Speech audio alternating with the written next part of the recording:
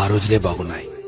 టెన్షన్లు, ఒత్తిళ్లు, డబ్బు సంపాదన ఇలా అతిగా ఆలోచనలు లేకుండా ఉన్నంతలో కుటుంబమంతా కలిసి ఆనందంగా గడిపిన ఆ రోజులే బాగున్నాయి. ఆదివారం ఆటలాడుతూ అన్నాన్ని మరచిన ఆ రోజులే బాగున్నాయి.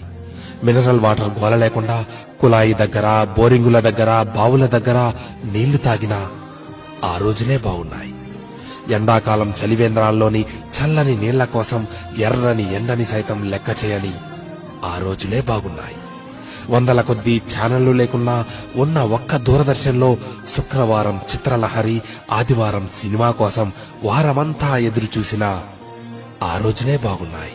సెలవుల్లో అమ్మమ్మ, నానమ్మల ఊళ్లకు వెళ్లి ఇంటికి రావాలనే ఆలోచనే లేని ఆ రోజులే బాగున్నాయి.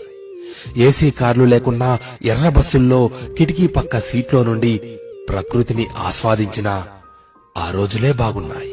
మొబైల్ డేటా గురించి ఆలోచించకుండా బర్త్డే డేట్ గురించి మాత్రమే ఆలోచిస్తూ చాక్లెట్లు పంచిన ఆ రోజులే బాగున్నాయి. మటన్ బిర్యానీ, చికెన్ బిర్యానీ లేకున్నా ఎండాకాలం వచ్చిందంటే మామిడికాయ పచ్చడితో అందరం కలిసి కడుపు నిండా అన్నం తిన్నా ఆ రోజులే బాగున్నాయి.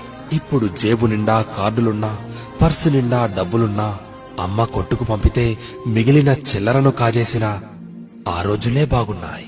ఇప్పుడు చేతిలోని సెల్ నిండా గేములున్నా, ఆట స్థలంలో బ్యాట్ మార్చుకుంటూ ఒకే బ్యాట్ తో క్రికెట్ ఆడినా ఆ రోజులే బాగున్నాయి. ఇప్పుడు బీరువా నిండా జీన్స్ ప్యాంట్స్, టీషర్ట్లు ఉన్నా, 2-3 నిక్కర్లతో, కురచ షర్ట్లతో బడికి వెళ్లిన ఆ రోజులే బాగున్నాయి. ఇప్పుడు బేకరీల్లో కూల్ కేకులు తింటున్నా, 25 పైసల ఆశా జాకెట్లు తిన్నా ఆ రోజులే బాగున్నాయి. ఇప్పుడు రకరకాల ఐస్ క్రీంలు చల్లగా నోట్లో నానుతున్నా, నాన్నమ్మ, అమ్మమ్మల చీర కొంగు పైసలతో పొల్లైసు కొనుక్కు తిన్నా ఆ రోజులు ఎంతో బాగున్నాయి.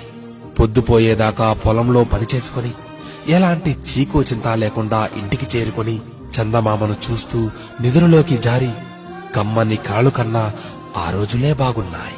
నిజమే, ఆ రోజులే బాగున్నాయి కదూ.